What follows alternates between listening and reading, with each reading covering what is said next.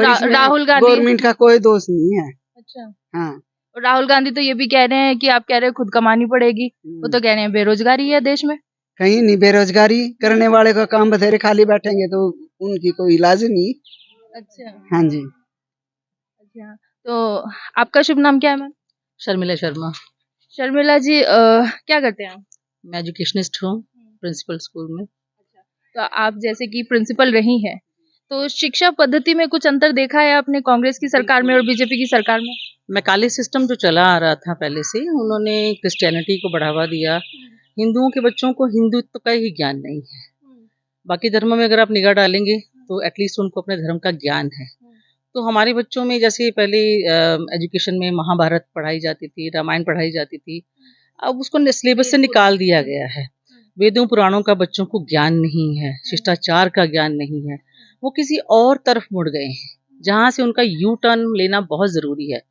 तो मैं तो ईश्वर की और जनता की बहुत मतलब शुक्रगुजार हूँ कि मोदी आए हमारी कंट्री में। अगर मोदी जैसा शख्स नहीं आता तो न जाने देश किस तरफ मुड़ जाता। जो मेघालय का एजुकेशन सिस्टम पढ़ पढ़ के हम बर्बाद हो गए हैं। कौवा चला हंस की चाल अपनी चाल भी भूल गया। वेस्टर्न में तो हम पहुंच नहीं पाए, अपना इंडियन सारा सिस्टम भी भूल गए। बच्चों को कोई ज्ञान नहीं है। आप पूछ के देख लीजिए, पहले बड़े बूढ़े बैठते थे, दादियां बैठती थी, नानियां बैठती थी, बच्चों को संस्कारी कहानियां सुनाती थी। अब वो भी सिस्टम खत्म होता जा रहा है। वेस्टर्नाइजेशन हो गया है। दादियों को अपनी बातों से फुर्सत नहीं है, मोबाइलों से फुर्सत नहीं है, बातों से फुर्सत नहीं है। दादा लोग अपनी राजनीति में बिजी रहते हैं। तो बच्चों के बचपन में जो उनकी नींव पड़ती थी, एक जैसे शिवाजी को शिवाजी किसने बनाया? माँ ने बनाया ना। तो अगर माँ मजबूत है, माँ पढ़ी लिखी है, माँ को ज्ञान है, माँ को पता है कि मुझे कहाँ किसको मोड़ना है, तभी देश बन पाएगा। तो अगर ये नहीं आते तो being an educationist I can say कि कुछ नहीं हो सकता था। पता नहीं ये भारत किस तरफ मुड़ रहा था, किस तरफ जा रहा था। मैं तो बहुत ही सोचती हूँ कि ऐसा पुरुष कहाँ से निकल के समाज में आया जिसने एटलीस्ट ये कदम उठाए। अब कह रहे हैं बेरोजगारी, बेरोजगारी तो जब हम बहुत नन्हे से बच्चे थे तब से ये वर्ड सुनते आ रहे हैं। तब तो कांग्रेस थी, तब थोड़ी ना बीजेपी थी। हम तो तब से जब ऐसे लिखते थे सबसे पहले बेरोजगारी का उसके दिखते थे। फिर अनपढ़ता, बेरोजगारी, ये लोगों को अज्ञानता, ये शब्द तो आज भी मेरे कानों में है। तब थोड़ा ना बीजेपी थी, तब थोड़ा ना मोदी था, तब तो ये लोग ही थे। मेरे सामने ही सब कुछ हुआ है, हम सब देखते आए हैं ये सब। तो जो चेंजेस हो रहे हैं वो अच्छे के लिए हो रहे हैं। जनता को समझना पड़ेगा कि देश की बाहरी दीवारों पर कब्जा हो चुका है। तो आप कह रहे हैं, आपने कई समस्याएं बताई कि युवा भटक रहा है और युवा को जो है सही प्रशिक्षण नहीं मिल रहा था, तो सॉल्यूशन निकला है? कुछ सॉल्यूशन सोचा है आपने? सॉल्यूशन ये है कि उनकी बातों को समझना पड़ेगा, उनकी नीतियों को समझना पड़ेगा। वो देश को जो आगे बढ़ा रहे हैं, चाहे वो इंफ्रास्ट्रक्चर को लेकर है, चाहे वो देश के साथ संबंधों को लेकर है, दूसरे देशों के साथ संबंधों को लेकर है, नीतियों को लेकर है। हमारे युवा को भी उनको समझना पड़ेगा, उनकी साइकोलॉजी को समझना पड़ेगा, उनकी बातों को समझना पड़ेगा। छोटे लालच में नहीं आना होगा कि कुछ दे रहा है, कोई 2-4 चीजें दे दी तो वो पार्टी बड़ी अच्छी हो गई। वो 2-4 दिन साल आपका निकल जाएगा, उसके बाद क्या होगा? तो नींव जो हमारी खोदी जा रही है उसको हमें बचाना होगा। और क्योंकि हम युवा की बात कर रहे हैं तो हमने देखा है अक्सर जो युवा है वो वोट डालने से पीछे हटता हुआ नजर आता है। ज्यादा से ज्यादा युवा ये कहता हुआ नजर आया कि अगर हम वोट डालेंगे तो क्या होगा, कुछ नहीं होगा। तो इस पर आप क्या कहेंगे? Lack of awareness, lack of knowledge. उनको पता ही नहीं है इसका। 1 वोट 1 वैल्यू उनको पता नहीं है।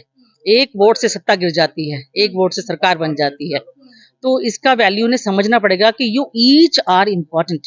हर एक बंदा इम्पोर्टेंट है, चाहे वो धर्म की दृष्टि से देखें, चाहे वाट की दृष्टि से देखें, चाहे वो वोट की दृष्टि से देखें। हर एक व्यक्ति का अपना वैल्यू है, सभी का अपना वैल्यू है। और 1 वोट 1 वैल्यू तो बहुत ही महत्व देता है।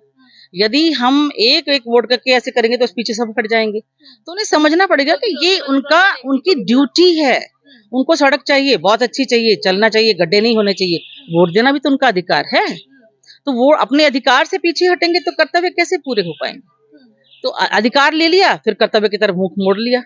अधिकार चाहिए, छाता लेके चलने का अधिकार है, लेकिन कर्तव्य है कि उसको फोल्ड करके चले, किसी की आंख ना फूटे। केला खाने का अधिकार है तो कर्तव्य है कि छिलका डस्टबिन में डाला जाए। तो कर्तव्यों को भूल कर अधिकारों की होड़ लगी। हमें ये नहीं मिला, हमें वो नहीं मिला, हमारे को नौकरी नहीं मिली, हमारे को ये नहीं मिला। अरे तुमने क्या किया देश के लिए? तुम क्या कर रहे हो? ये देखना होगा, ये सोचना होगा। तो इसके ऊपर अपनी बुद्धि जो है उसको दौड़ाना पड़ेगा।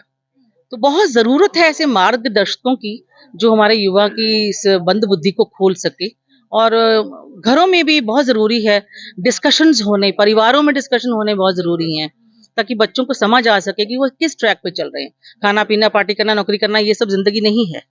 अभी आने वाले सालों में जो हमारे आने वाले आगे बच्चे हैं, जो नेक्स्ट जनरेशन आ रही हैं, क्या वो भी हमारी तरह ऐसे बैठ पाएंगे? क्या हमारी बहू बेटियां चल पाएंगी सड़कों पर? ये देखना होगा। नहीं तो इतिहास तो हमेशा अपने आप को दोहराता आया है। इतिहास ने हमेशा अपने आप को दोहराया।